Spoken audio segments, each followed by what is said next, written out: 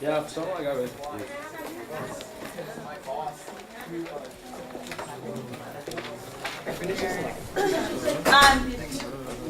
Guys in the back, can I get your attention? So what I need you to have out on your desk is the homework that you did, the statistics of Vietnam, okay? I'm going to come by and stamp that you have that. And then while I'm doing that, I'm going to have you watch a video. And it is a video from Woodstock. If you aren't familiar with that, Woodstock was a concert that took. Damon's shaking his head. What do you know about Woodstock, Damon? I know nothing about Woodstock. It was a concert in 1969, but it was largely based around the idea of people's changing opinions, specifically around Vietnam and the Vietnam War. And they're changing opinions about the U.S.'s involvement, which is going to be our focus today. So we're going to talk about why did people's opinions of the Vietnam War change? Were they for social reasons, for political reasons, or for economic reasons? And that's why I had you do that homework piece around that, okay?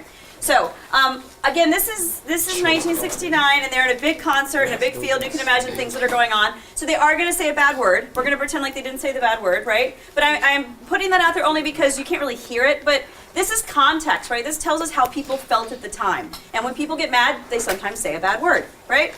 So we're just going to pretend like, you don't hear him say it, you just hear the audience say it. But I'm going to have you pay attention to this to give us context and to start us off with this discussion of why did people begin to oppose the Vietnam War. And if you notice, the name of this song is called the Feel Like I'm Fixin' to Die rag, okay? And it's 1, 2, 3. What are we fighting for? Don't ask me, I don't give a damn. The next stop is Vietnam. And it's 5, 6, 7. Open up the pearly gates. Well, I ain't no time to wonder why we're all gonna die. Now come on, mothers throughout the land. Pack your boys off to Vietnam. Come on, fathers, don't hesitate. Send your sons off before it's too late. Be the first one on your block. Have your boy come home in the box. All right. Ladies and gentlemen, country call. Marvin, please. So what are some of the points that he makes in that song? Again, we're thinking today about why people began to oppose the war. What are some things that he talks about in that song? He talked about communism, right, in that sort of mocking tone, right? Greg? He doesn't know why they're in the war. He doesn't know why they're in the war, and that could be potentially a political reason. What does he say to all mothers? Send their sons home, right? Be the first on the block to send your son home in a box. What does that mean? To have your son killed. Have your son die in war and come home in a body bag or in a box, absolutely, right? And so there's a lot of images there, and as Angeline did point out, there's a lot of people naked running around. That's Woodstock, right? But it does give us context to this era, right? And how people felt and how people were beginning to feel about the war. So in that sense, in order for us to have our discussion today, we need a little bit of background knowledge about the Vietnam War and the facts. And then we're going to specifically look at two people's points of view on why people came to oppose the war. So let's quickly go over some of the statistics I gave you, and then we're going to look at very briefly at some images of the war. So the first example I gave you here was the Vietnam War stretched over the presidency of 7 presidents, and that's a political example, right? And so for that, a lot of people might felt like the war went on too long, and that's one reason they began to feel that it wasn't the right thing for the U.S. Damon, could you read us number 2? 2 million servicemen fought in Vietnam or operated offshore. 47,244 U.S. Americans died in battle-related deaths. What did you put for that one? I put social. You could say it's social, absolutely. Angeline, can you read us number 3? The Vietnam War's direct expense was 106.8 billion. So $106.8 billion, and that's just direct. That doesn't mean the other pieces of it. How did you categorize that one? Political, social, economic. Economic. Great. That was the economic one. Stephanie, can you read us number 4? Yeah. In February 1968, TV broadcasters Walter Cronkite closed his report from Vietnam. Who, what, when, where, why, by expressing his view that the war was unwinnable and that the United States would have to find a way out. This is really important to what we're going to talk about today. You have a news broadcaster on TV telling the American people, we're never going to win this war. And we're going to talk about the impact of TV. How did you categorize this one, Stephanie? Social. Social. I think that's a great categorization for this one. Let's see, Jimmy, can you read us number 5? U.S. Navy and Army forces carried out 527,000 bombing missions. And what did you categorize that one as? Political? Political. Could we make another one for that one? You could why could you make it economic too? All the money has You have to pay for all of those things. And so this one could also be economic because if you're having bombing missions, you're going to have to pay for those. They're expensive, right? So I'm going to have you keep that paper out because in our discussion today, in our debate, we're going to ask the question, which do we think was the major reason that people began to oppose it? All right? I'm going to have you put all of your pencils down, and I'm going to have you simply look at some images. And we're going to look at these images trying to get an idea, again, of why people might have opposed the war. I'm not going to talk. I'm just going to have you look at the images and think about how these could be used as evidence for why people began to oppose the war. And some of the things that you're going to see in here. Some of these things are things that you talked about yesterday with the history of the Vietnam War, and some of the things that we just saw based on the Country Joe song. All right. So I'm going to stay on each image for a few seconds, and then I'm going to switch through them so you can get an idea. Okay. Does that look familiar? Yeah. This is a Vietnam War protest in the city of San Francisco.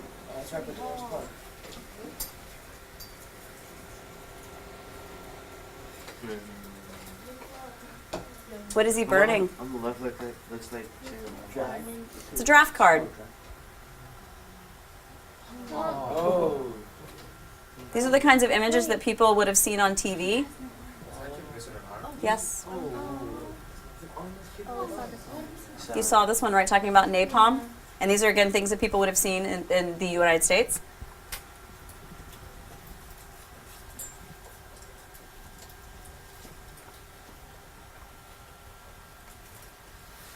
Any idea what's going on here? Burning villages. Where's this protest? Washington, D.C., right?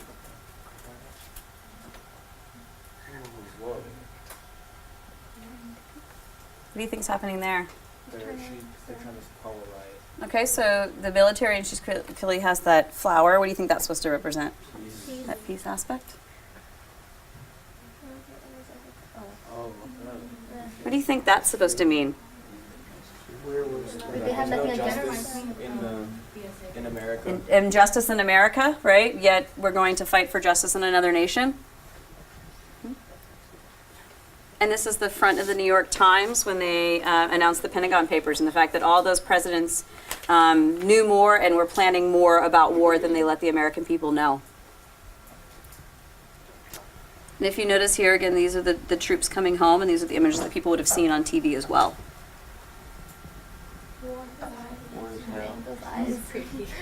Yeah, this is a very, very famous image of the war again. That was done by a soldier at the time, and this is always the image that the Veterans Administration uses, right? All right, this is the only thing we're going to write down today about this, but this should give you an idea of all of those images really tell a story of what's going on at the time. And we know that people clearly began to oppose the war. College students and professors talked about it. They lectured about it. They talked about the U.S.'s involvement in the war. They held sit-ins and teach-ins. And so you saw, where does the height of a lot of this happen? Really near us in Berkeley. And so a lot of that movement also is happening around the country, and you see a place like Kent State in Ohio. Vietnam is often referred to as the first living room war, the first televised war. You did see images of World War II when you went to the movie theater, but they were created by the War Department. And the same thing for the most part with the Vietnam War, the Korean War. The things that you saw were censored by the government. That changes in Vietnam. So people were seeing a lot of the images that you just saw and having some of the same reactions that you saw. So again, I want you to think in context today. Why would people at that time have begun to oppose the war? And then a phrase at the time that they would say, and it was again when they were protesting in some of the protest movements, one of the things that they would chant was, "Hey, hey, LBJ, how many kids did you kill today?" Right? And that was the idea of, they're blaming the president for what was happening across the country. And they're blaming the president for the fact that their sons are being drafted or being sent off to war. And again, the statistics that I gave you talk about the number of people that are drafted, and the number of people that are killed in war, and the number of people that are sent off to war. And then as you see that the protests begin to grow, and again, that's our focus. Why do people start to protest? By 1965, there's a protest held in New York, and we saw some of those images. 50,000 people show up. 1967 in Washington, D.C., 100,000 people show up. And then by 1971 at a protest in D.C., estimates range between 300,000 to 400,000 people protest in D.C.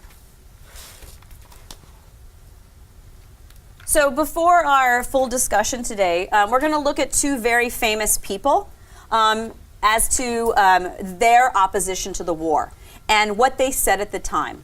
One of them is very familiar to you, and that's Martin Luther King. And he gives a speech about the U.S. involvement in the Vietnam War. The other person might not be as familiar to some of you, but that's John Kerry.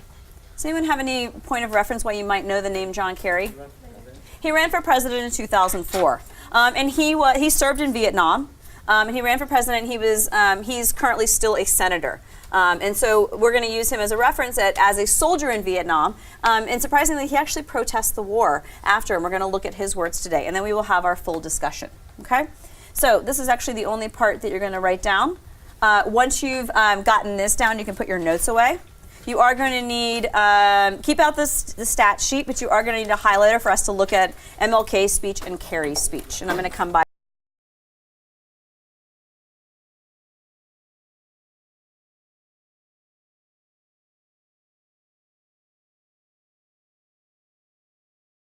Speeches, what I'd like you to do is start by taking a look at that timeline and reviewing the timeline. So looking at the events on the timeline and what they tell you, a little bit more detail than the statistics sheet that I gave you about the Vietnam War.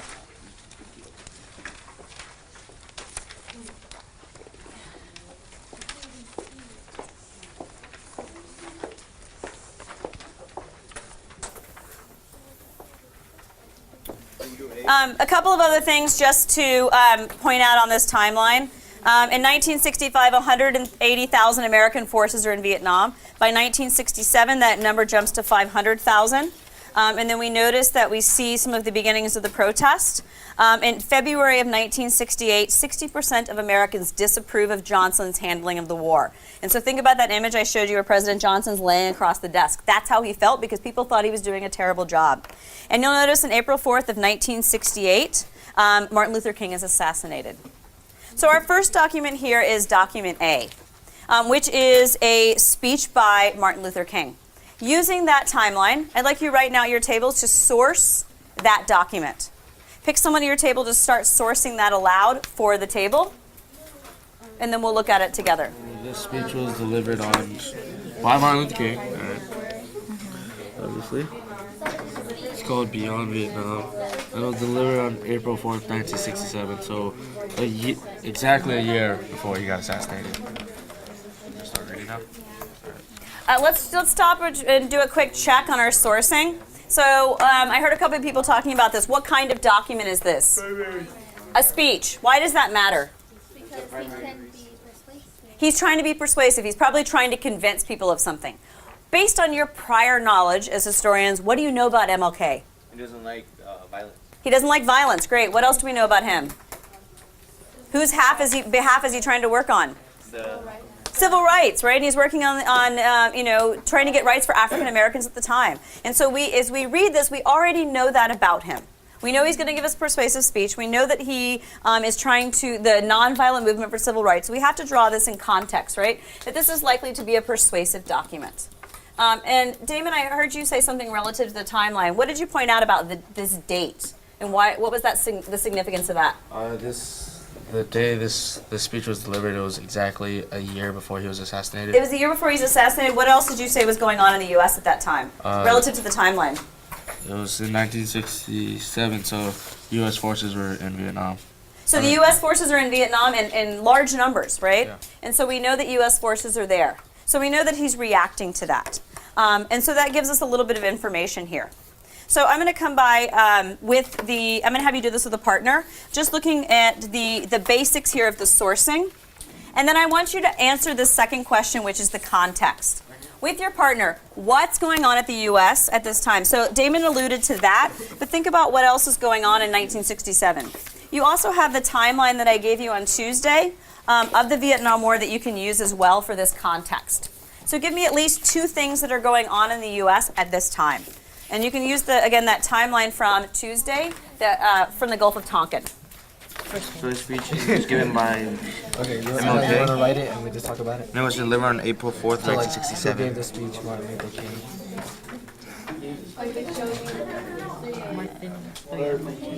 Martin. At a meeting of clergy. There was already Well, that Miss. 500,000 American forces in So Vietnam. just saying that soldiers were already. Yeah, soldiers were already in Vietnam. 1967. It looks like all of us were able to do the sourcing in the context, right? This is a speech, it's persuasive, it's MLK. It's the idea that what's going on, the Gulf of Tonkin has happened, the U.S. has escalated, they've sent in troops. So when I read this, I'm actually going to read this looking for evidence to answer today's questions. So if I see something that is a political reason, I'm going to put a P next to it. Social an S, and economic an E. So I'm going to have you read along with me, and then with your partner, you'll capture these ideas in a second. Okay? So let's start at the beginning. I come to this platform tonight to make a passionate plea to my beloved nation. There is the outset a very obvious connection between the war in Vietnam and the struggle I and others have been waging in America. What struggle is he talking about? Civil rights. So what kind of evidence is this? This is social, right? So I'm going to go ahead and put an S here. He's talking about social reasons. A few years ago, it seemed that there was a real promise of hope for the poor, both black and white, through the poverty program. There were experiments, hopes, new beginnings. Then came the buildup in Vietnam. What does he mean by a buildup? The communism? The buildup would be, in that sense, the escalation of the war, right? By this time, we've sent in more and more troops. So what kind of reason is that? Oh, whoa. Didn't mean to do that. Back. That was thick. This would be a political reason. And I watched this program broken and eviscerated. I knew that America would never invest the necessary funds or energies in rehabilitation of the poor, of its poor, so long as its adventures in Vietnam continued to draw men and skills and money like some demonic, destructive suction tube. This is an economic room, and think about it as economic is in the terms of the writing style he's using too, right? Think about the things we talked about this year with ethos, pathos, right? He's really speaking to people, a sucking tube of money. So far we've gotten social, political, and economic right away from MLK. Perhaps a more tragic recognition of reality took place when it became clear to me that the war was doing far more than devastating the hopes of the poor at home. We are taking the black young men who'd been crippled by our society and sending them 8,000 miles away to guarantee liberties in Southeast Asia, which they had not found in Southwest Georgia and East Harlem. What's he saying here? Daniel? They would rather go look for liberty in another nation in Asia before having it in their own country. And what kind of reason do you think this is? Social, political? I think social. I think it's social. You could make some political reasonings here as well, but I think this is a primarily social reason. He's arguing that the United States is funding a war to promote democracy and equality when, 8,000 miles away in Southeast Asia, which could not be found in Southwest Georgia. We've been repeatedly faced with the cruel irony of watching Negro and white boys on TV screens as they kill and die together for a nation that has been unable to seat them together in the same schools. So he's talking about segregation. And I think we can again make both political and social rationales here. So take a second to capture those ideas. Right? Specifically, which ones, how would you summarize those? And then we're going to very briefly look at John Kerry.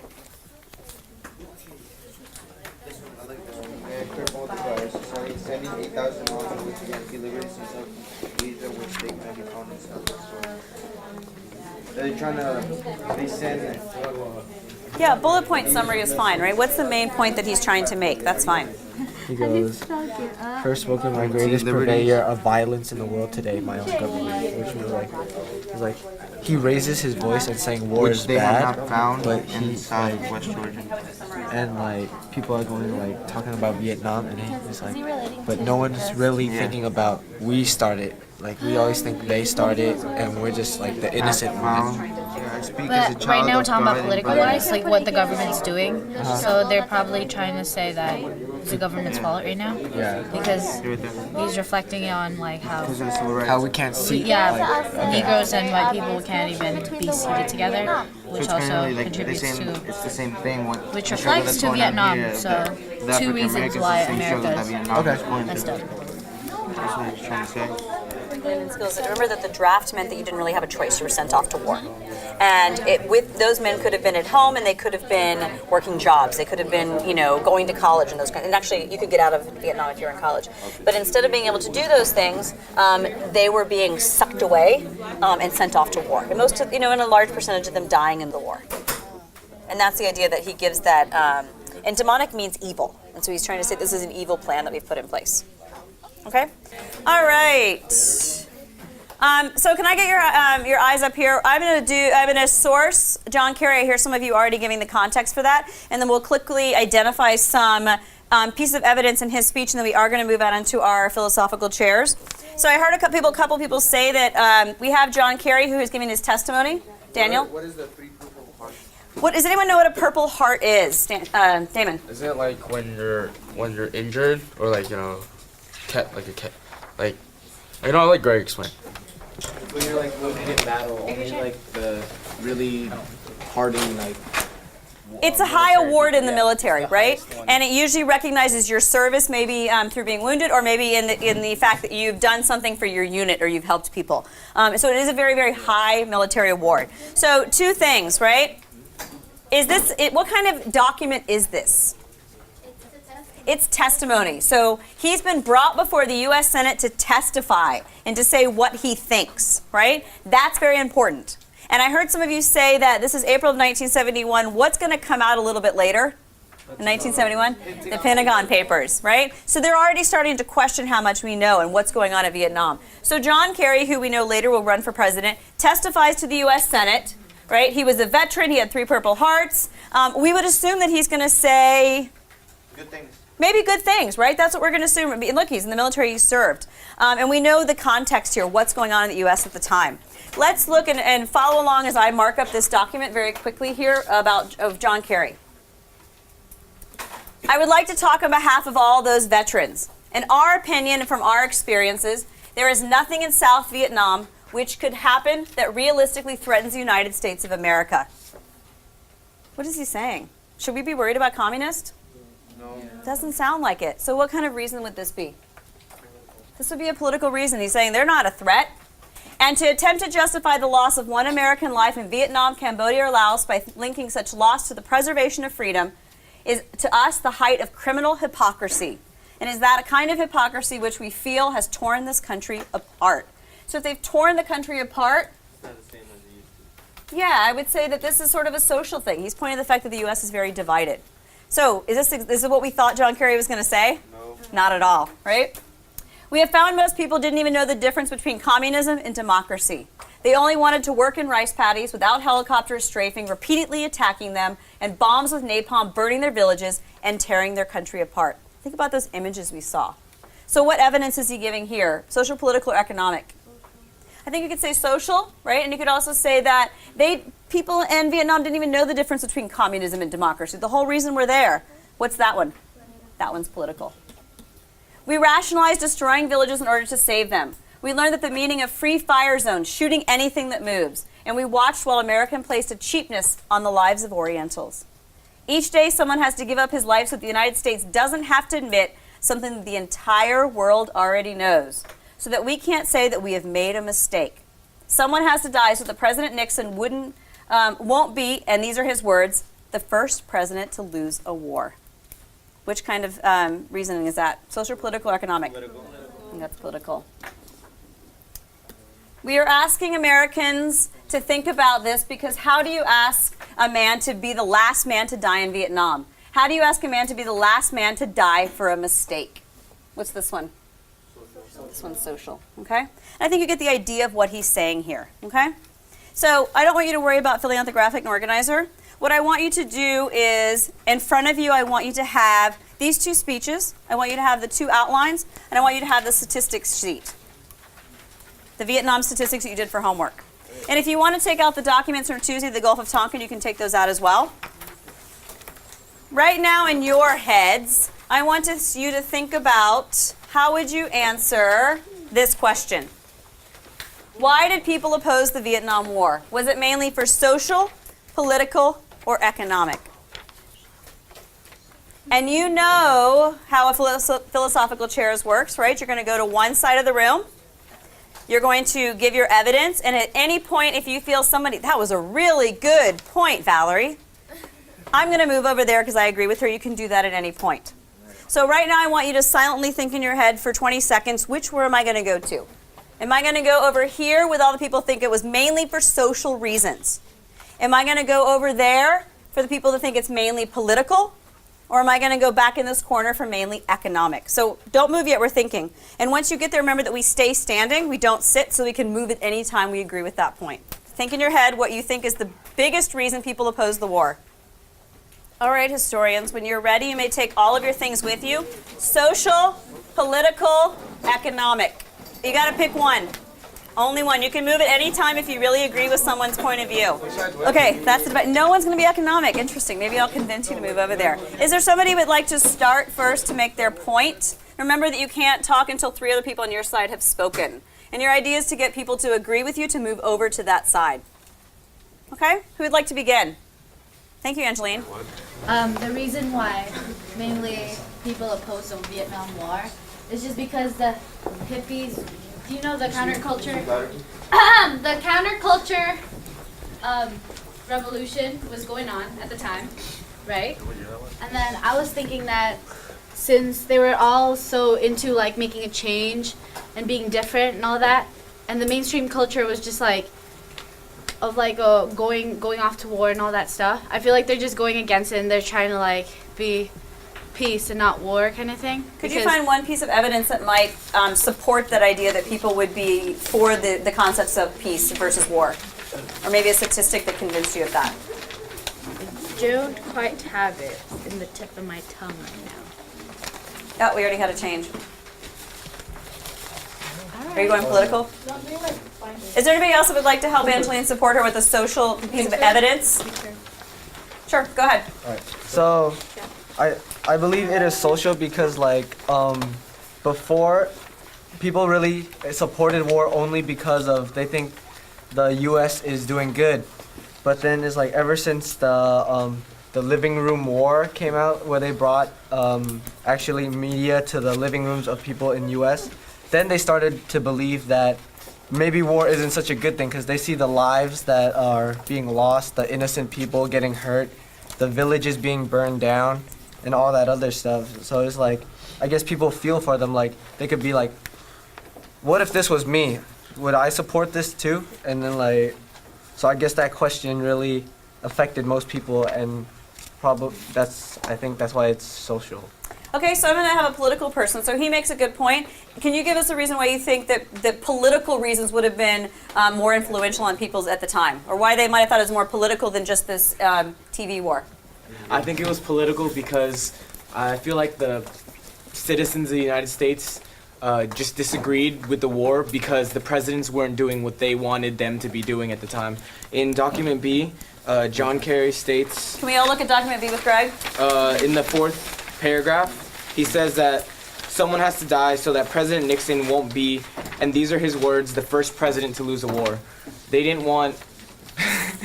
the citizens didn't agree with how the presidents viewed the war, how they were so easy to jump into war when all of them didn't want to get drafted into the war. They just wanted to be American citizens. They didn't want to be a soldier for a president. Okay. Somebody on this side like to take that argument? So he gave a political point.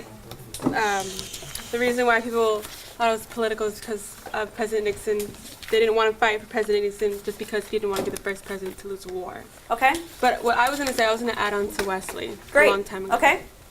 So you were going to say that there's more important social reasons. And what were you going to add on? Yeah, I was going to say because before, when all the other wars were started, it was like, it was out of sight, out of mind. You couldn't take pictures of it, you couldn't be on TV. And now that there's television and media, everyone can see it, and then now their feelings are coming into the war instead of just knowing about it. Okay. So you have that kind of imagery. Anybody else on this side want to speak to the social reasons? There's a couple of things that I haven't heard that come up. I haven't heard anything about potentially the draft. I haven't heard anything about military political power, right? Yeah, Narissa. about like when you're saying about the draft, like how I think as more people got involved, like families were concerned about like bringing the soldiers home or like just don't want them to go because eventually like things will get worse over there at some point. Yeah, how old are you when you get drafted to war at this time? 18. Mm-hmm. And so maybe families would have begun to oppose it for that. Okay. How about somebody else on the political side? Could you give me another reason that would have been political reasons that people opposed? What else would you argue? Convince us. Yeah, Greg can't talk again. You can go, Daniel. Another reason is in document A, the speech given by Martin Luther King Jr. Can we all look at document A with Daniel? The third paragraph starts, like the second sentence, it starts with, but they asked me, rightly so, what about Vietnam? Their question hit home, and I knew that I could never again raise my voice against the violence of the oppressed in the ghettos, having first spoken clearly to the greatest supplier of violence in the world today, my own government. So he's saying he cannot speak about violence anymore, violence in his own neighborhood or his own community before speaking about the greatest violence in the world going on, which is his own country. So that was his idea. So if I hear you saying it right, you're saying that like his own country is oppressing people, so how can he do that? Yeah. So I think some people over here might say civil rights is social, but you're arguing it's a political thing. Yes. So what do you think MLK is arguing should happen from a political standpoint? That they should first stop the violence in their own country before going on to another country and trying to free them.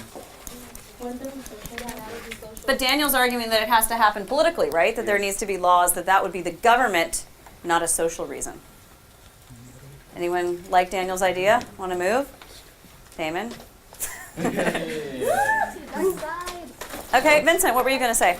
I was going to say, like, about, like, the African Americans, like, in the pictures we've seen earlier, like, black people were just saying, like, they had, like, the sign saying, like, the Vietnamese didn't call them blank. Yeah. And it was just, like, the black people were seen as, like, they weren't really doing, like, they didn't do anything wrong to them. It was, like, more of, like, America that was, like, kind of, like, corrupted, I guess.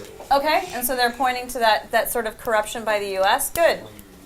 And so I just noticed that, Adrian, you just moved. What made you change from political to social? I was kind of thinking like on what Savannah said about how it's the first televised war, and I'm thinking that because like it's the first time it happened, they didn't have anything to relate to. So even if it didn't seem like, even if it wasn't such a bad war compared to other wars, it was the first time they saw what was actually happening. Okay, and so that TV imagery and those images are really speaking to a lot of you. Can anybody, I know nobody wants to take the economic side, but could anybody find a piece of evidence on that statistics page of economic data that people would have probably felt strongly with, or even the speech by MLK that people might have responded to as this is an economic reason why they opposed the war? Economic side. He's going to the economic. Are you guys going to econ? Okay, so Truman, make your point really loudly. They're already joining you, so before you even talk. Okay. Okay. All right, so give us economic reasoning. And you're looking at document A. A. Can everybody look at document A with Truman? It says that at the bottom it says skills and money like some demonic destructive suction tube. It's saying that the money is being wasted on the war. So How many times do we hear that today?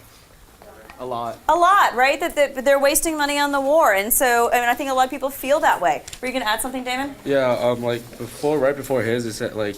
Are you still in document A? In document A, yeah. Okay, you look at document A. And I knew that America would never invest necessary funds or energies in rehabilitation of its poor, so long as adventures like Vietnam continue to draw men and skills like money, like some demonic destructive suction code.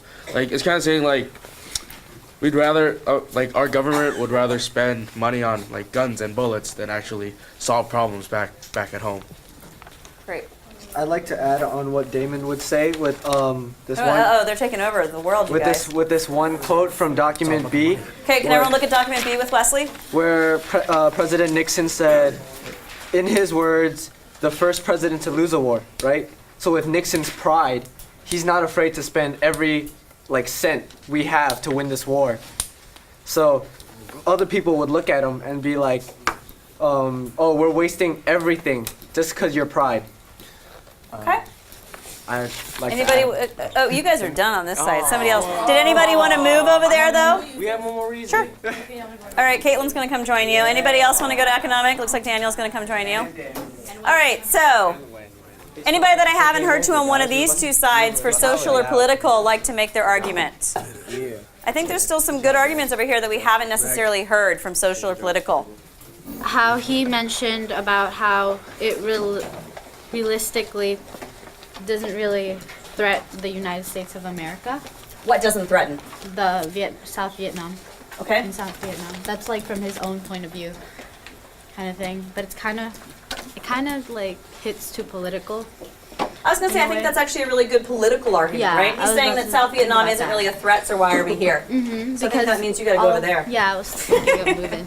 All right, she's joining the political team. They were talking about that they're just killing innocent people, basically. They're not doing anything else. Like, they're not killing people who are actually that's affecting, like, the communist aggression. Can somebody else find a quote in document A that supports Angeline's idea?